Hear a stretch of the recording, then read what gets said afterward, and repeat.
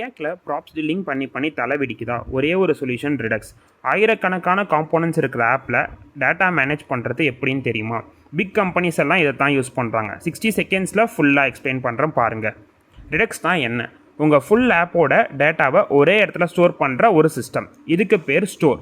ஒரு ஆப்புக்கு ஒரே ஒரு source, single source of truth. User ஏதாவது பண்ணால் பட்டன் கிளிக் இல்லை ஃபார்ம் சப்மிட், அது ஒரு ஆக்ஷனாக டிஸ்பேட்ச் ஆகும்.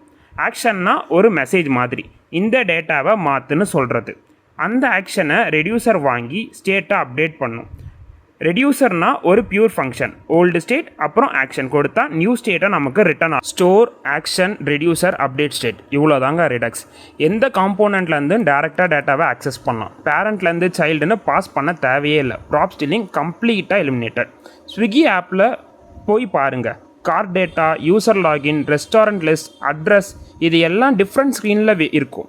ஒவ்வொரு ஸ்க்ரீனுக்கும் ப்ராப்ஸாக பாஸ் பண்ண முடியுமா? முடியாது. அதனால் ரிடக்ஸ் யூஸ் பண்ணுறாங்க.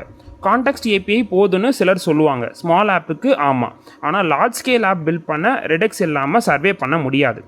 ரிடக்ஸ் புரிஞ்சால் ரியாக்டில் நீங்கள் தான் நெக்ஸ்ட் லெவல். இந்த வீடியோவை சேவ் பண்ணுங்கள், ஒரு ரியாக்ட் டெவலப்பருக்கு ஷேர் பண்ணுங்கள். ரிடக்ஸ் ஃபுல் டியூட்டோரியல் வேணும்னு கமெண்ட்டில் சொல்லுங்கள், நான் உங்களுக்கு ரிடக்ஸ் ஃபுல் டியூட்டோரியல் கிரியேட் பண்ணுறேன்.